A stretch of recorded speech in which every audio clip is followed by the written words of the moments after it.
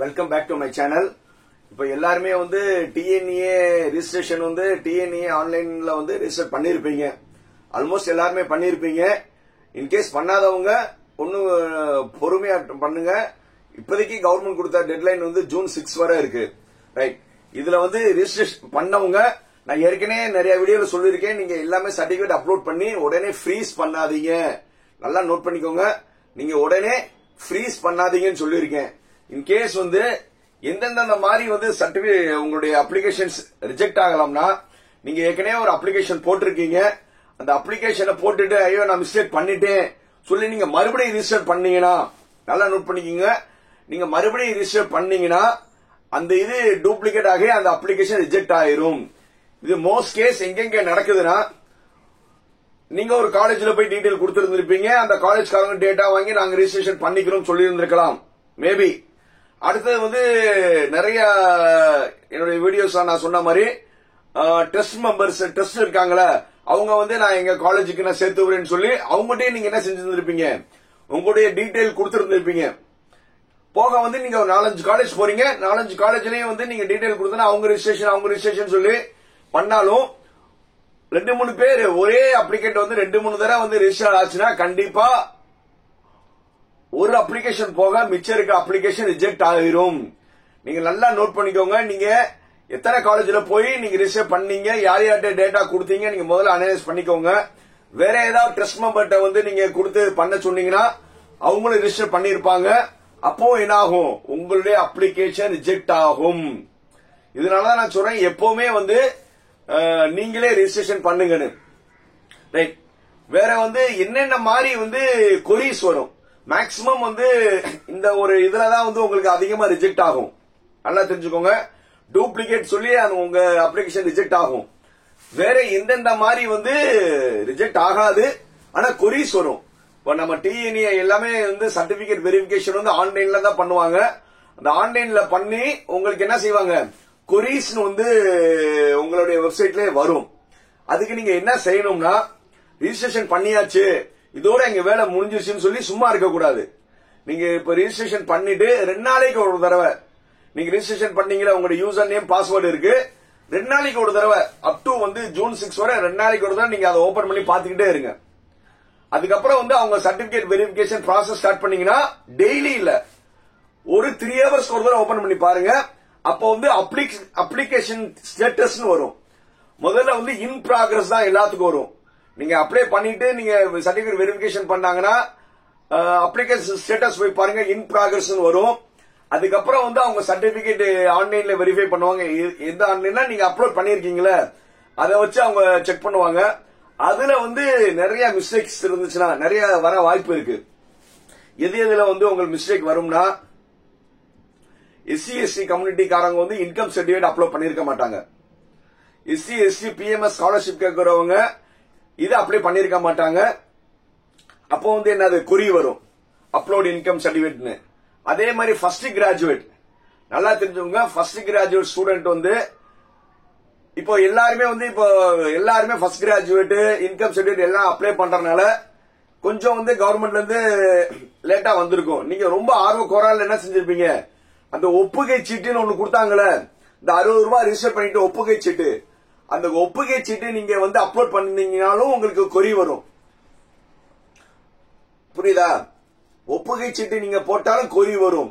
அது போக mark sheet, இப்போ மண்டேல இருந்து ஆல்மோஸ்ட் எல்லாருமே வந்து மார்க் ஷீட் அண்ட் டிசி வாங்கியிருப்பீங்க. ஆனா ஆர்வ கோரான்ல வந்து நீங்க முதல்ல நான் ரிஜிஸ்டர் பண்ணா எனக்கு தான் முதல்ல சீட் கொடுப்பாங்க சொல்லி எல்லாம் நினைச்சு வேகமா ரிசல்ட் வந்து 2வது நாள் 3வது நாள் நிறைய பேர் பண்ணீங்க.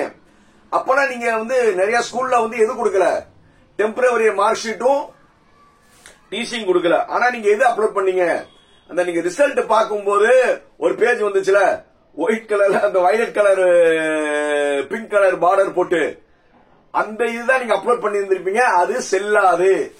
நீங்க அதை அப்லோட் பண்ணீங்கன்னா உங்களுக்கு மறுபடியும் என்னது, மறுபடியும் வந்து உங்களுடைய சர்டிபிகேட் அப்லோட் பண்ற மாதிரி இருக்கும். அந்த மாதிரி மிஸ்டேக் பண்ணவங்க நீங்க ஃப்ரீஸ் பண்ணலன்னா டெலீட் பண்ணிட்டு நீங்க என்ன செஞ்சிருங்க, உங்களுடைய இப்போ temporary mark sheet with HM signature நல்லா தெரிஞ்சுங்க. HM சிக்னேச்சர் போட்டிருப்பாங்க. அதை நீங்க ஜெராக்ஸ் எடுத்து நீங்க செல்ஃப் அட்டெண்டன்ஸ் பண்ணி நீங்க அதை அப்லோட் பண்ணுங்க. அது வேலிட். புரியுதா? அவ்வளவுதான்ப்பா. இதுக்கு மேல ரிஜிஸ்டர் ஆகாத அப்ளிகேஷன் இப்பதான் நான் ரிஜிஸ்டர் பண்ணிட்டு இருக்கேன். இப்பதான் ரிஜிஸ்ட்ரேஷன் பண்ணிட்டு இருக்கேன்னா என்னென்ன மாதிரி வந்து பிரிகாஷன் மூலம் தெரிஞ்சுக்கோங்க. நேம் வந்து as per your 10th mark sheet. Note பண்ணிக்கோங்க. 10th மார்க் ஷீட்ல இருக்கிற மாதிரி இனிஷியல் பின்னாடியோ முன்னாடியோ அது எப்படி வேணுமா இருக்கலாம். நீங்க 10th மார்க் ஷீட்ல எப்படி இருந்துச்சோ அப்படிதான் போடணும். ஒரு சிலங்க வந்து சார் என்னுடைய பேர் வந்து லட்சுமின்னு வச்சுக்கோங்க, LAKSHMI. ஒரு சிலவங்க LAKSI, அதாவது H2A. அதெல்லாம் வந்து சார் என் 10th சர்டிபிகேட் பிரகாரம் வந்து தப்பா இருக்கு, என்னுடைய உண்மையான பேர் இதான் நினைச்சு அப்பெல்லாம் நீங்க போடக்கூடாது. புரியுதா? 10th சர்டிபிகேட்ல என்ன இருக்கோ அது வந்து 10th சர்டிபிகேட்ல உங்க நேம வந்து தப்பாவே அடிச்சிட்டாலும் அது பிரகாரம் தான் நீங்க என்ன செய்யணும், உங்க இது போடணும். முடிஞ்ச வரை உங்களுடைய நேம் வந்து கேபிட்டல் லெட்டர்ல போடுங்க. ரைட். அதுக்கப்புறம் வந்து ஸ்கூல் செலக்ஷன்ஸ் கரெக்டா பண்ணுங்க. அதுக்கப்புறம் வந்து ஸ்காலர்ஷிப் டீடைல்ஸ் சொல்லி இருக்கும். இன்கேஸ் வந்து நீங்க ஃபர்ஸ்ட் கிராஜுவேட்டா இருந்தீங்கன்னா இன்கமும் ஃபர்ஸ்ட் கிராஜுவேட் அப்லோட் பண்ணணும். அந்த ஃபர்ஸ்ட் கிராஜுவேட் நான் ஏற்கனவே சொல்லியிருக்கேன், 7 பேரோட வேணும். மினிமம் 7 பேரோட பேர் வேணும்.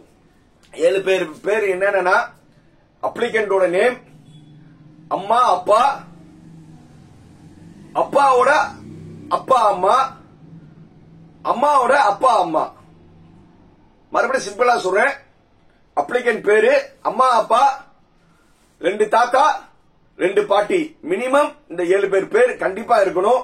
நிறைய ப்ரௌசிங் சென்டர்ல வந்து 3 பேர் கேண்டிடேட் பேர் அப்பா அம்மா பேர் போட்டு கொடுத்துருவாங்க. ஏன்னா அவங்க நிறைய டேட்டா என்ட்ரி பண்ணனால அப்படி அக்செப்ட் பண்ணாம 7 பேர் இருக்கணும். இல்லையா உங்களுடைய இது வந்து என்ன ஆயிரும், கொரியல வந்துரும். இன்கேஸ் நீங்க காலேஜ்ல போய் ஜாயின் பண்ணாலும் நீங்க மறுபடியும் சர்டிபிகேட் எடுக்கிற மாதிரி தான் இருக்கும். அதே மாதிரி நிறைய பேர் வந்து இன்கம் சர்டிபிகேட் வந்து சார் நான் போன வருஷம் எடுத்தேன், 2 வருஷத்துக்கு முன்னாடி எடுத்தேன், அது நினைச்சிட்டு என்ன செய்றீங்க, நீங்க இன்கம் சர்டிபிகேட் அப்லோட் பண்றீங்க. இன்கம் சர்டிபிகேட் வந்து எனக்கு தெரிஞ்சு வேலிட் 1 இயர் மட்டும்தான். இன்கம் சர்டிபிகேட்டோட வேலிட் என்னது 1 இயர் மட்டும்தான். நீங்க வந்து இப்ப புதுசா எடுங்க.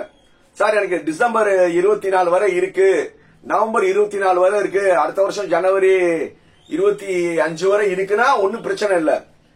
சார் எனக்கு வந்து போன வருஷம் எனக்கு 2023 எனக்கு முடிஞ்சிருச்சு சார், அந்த இன்கம் நான் அப்லோட் பண்றேன்னு நினைச்சீங்கன்னா அதெல்லாம் ரிஜெக்ட் ஆயிரும். நீங்க புதுசா வந்து இன்கம் அப்லோட் பண்ற மாதிரி கடைசி நேரத்துல வந்து டென்ஷன் ஆகும். இப்பவே டைம் இருக்கு. மறுபடியும் என்னது இன்கம் சர்டிபிகேட் அப்ளை பண்ணுங்க. வேலிட் இன்னையிலிருந்து 1 இயர் வேலிட் இருக்கிற மாதிரி பாத்துக்கோங்க. ரொம்ப ப்ரீ டேட் இருந்துச்சா கேன்சல் ஆயிரும். நீங்க மறுபடியும் என்ன செய்றீங்க, இன்கம் சர்டிபிகேட் எடுக்கிற மாதிரி இருக்கும். இப்பவே அது அந்த வேலையை பண்ணிருங்க. கம்யூனிட்டி சர்டிபிகேட் பொறுத்தவரை எந்த இஷ்யூஸும் கிடையாது. அது வந்து லைஃப் டைம் வேலிடிட்டி. அதனால வந்து கம்யூனிட்டியில வந்து நீங்க கரெக்டா கேஸ்ட் கம்யூனிட்டி கரெக்டா இருக்கான்னு பாருங்க. அதே மாதிரி வந்து கம்யூனிட்டி சூஸ் பண்ணும்போது கரெக்டான கேட்டகரி சூஸ் பண்ணுங்க. 7.5 ஸ்டூடெண்டா இருந்தீங்கன்னா நீங்க 6th to 12th வரை கவர்மெண்ட் ஸ்கூல்ல இருந்தீங்கன்னா அந்த கவர்மெண்ட் ஸ்கூல்ல வந்து டிக் அடிங்க. இதுதான் வந்து நீங்க உங்களுடைய நீங்க மேஜரா பண்ற மிஸ்டேக்ஸ். அதே மாதிரி நீங்க அப்லோட் பண்ற ஒவ்வொரு சர்டிபிகேட்டும் அவங்க கொடுக்கிற எம்பிக்குள்ள ரொம்ப கிளியரா எடுங்க. சும்மா வந்து நான் போட்டோ எடுத்துட்டு அப்லோட் பண்ண அப்பெல்லாம் பண்ண, சும்மா வந்து ஒரு சர்டிபிகேட் அப்படியே வச்சு நான் போட்டோ எடுத்தேன் அப்படி பண்ணாதீங்க. ஆப்ல போனீங்கன்னா நிறைய ஆப் இருக்கு ஸ்கேன் பண்றதுக்கு. ஸ்கேனிங் ஆப் எடுத்துக்கோங்க, நிறைய இருக்கு. எக்ஸாம்பிள் சொல்லணும்னா நல்ல ஒரு ஸ்கேனர் வந்து ஆபீஸ் லென்ஸ். ஆபீஸ் லென்ஸ் கூகுளோட இது. ஆபீஸ் லென்ஸ் ஒரு ஆப் நீங்க டவுன்லோட் பண்ணிக்கோங்க. அந்த டவுன்லோட் பண்ணோம்னா அதே வந்து என்னது பக்காவா ஸ்கேன் பண்ணி கிராப் பண்ணும். நீங்க கரெக்டா கிராப் பண்ணி ரொம்ப கிளாரிட்டியா வந்து அப்லோட் பண்ணுங்க. அதே மாதிரி போட்டோ சிக்னேச்சர் வந்து அவங்க வந்து 30 or 50 MB கேட்டிருந்திருப்பாங்க. அந்த MB அப்லோட் பண்ணுங்க. எல்லாமே வந்து கிளாரிட்டியா அப்லோட் பண்ணுங்க. ஏன்னா சர்டிபிகேட் வெரிஃபிகேஷன் அவங்க அப்படியே கிளிக் பண்ணி பாக்குறதா. மேக்சிமம் தமிழ்நாடு கவர்மெண்ட் வந்து மேக்சிமம் யாரோட அப்ளிகேஷன் ரிஜெக்ட் பண்ண மாட்டாங்க. அன்லஸ் இந்த மாதிரி டூப்ளிகேட் 2-3 அப்ளிகேஷன் போட்டீங்கன்னா முடிஞ்ச வரை வந்து அவங்க என்ன செய்வாங்க, உங்களுக்கு கொரி கொடுத்து வந்து உங்களுடைய லாக் பண்ணீங்கன்னா அன்ஃப்ரீஸ் பண்ணிட்டு உங்களுக்கு வந்து ரீ அப்லோடுக்கு சான்ஸ் கொடுப்பாங்க. அதனால வந்து கேன்சல் ஆயிரும் பயப்பட வேணா. ஒன்லி வந்து டூப்ளிகேட் இருந்தா மட்டும்தான். அது போக வந்து ரெகுலரா நீங்க வந்து பாத்துக்கிட்டே இருங்க, உங்க ஸ்டேட்டஸ் பாத்துக்கிட்டே இருங்க. அந்த ஸ்டேட்டஸ்ல வந்தோட அவங்க டைம் கொடுப்பாங்க. சோ அதனால வந்து ஒண்ணும் இல்ல, கான்பிடண்டா இருங்க. எல்லாத்துக்கும் வந்து என்னது இன்ஜினியரிங் சீட் கிடைக்கும் சார். அதே மாதிரி வந்து நிறைய பேர் வந்து எனக்கு போன் பண்ணி, சார் நீங்க வந்து செப்டம்பர் 1000 சொல்றீங்க கவுன்சிலிங் முடியறதுக்கு, அதுவரை நான் வேற ஏதாவது காலேஜ்ல வந்து நான் போட்டு வைக்கணுமா, வேற காலேஜ்ல ஜாயின் பண்ணிக்கலாமா? நிறைய பேர் என்ன இன்னொரு மெயின் சொல்ல மறந்துட்டேன். நிறைய பேரோட மெயின் டவுட் என்னன்னா, சார் வந்து நான் இப்போதைக்கு நான் ஒரு ஆர்ட்ஸ் காலேஜ் சேர்ந்துட்டேன் சார், சேர்றேன், இந்த மாதிரி சேர்ந்துடுறேன், இன்ஜினியரிங் கவுன்சிலிங்ல வந்து எனக்கு நான் எதிர்பார்த்த பிரான்ச் வந்தா நான் போய்க்குருவேன். அப்போ டிசி நல்லா நோட் பண்ணிக்கோங்க. அப்போ டிசி எந்த டிசி சார்னா, கண்டிப்பா நீங்க ஒரு காலேஜ்ல ஜாயின் பண்ணிட்டு ஒரு நாள் ஆனாவே மறுபடியும் அந்த காலேஜ் வந்து அவங்களோட டிசி தான் கொடுப்பாங்க.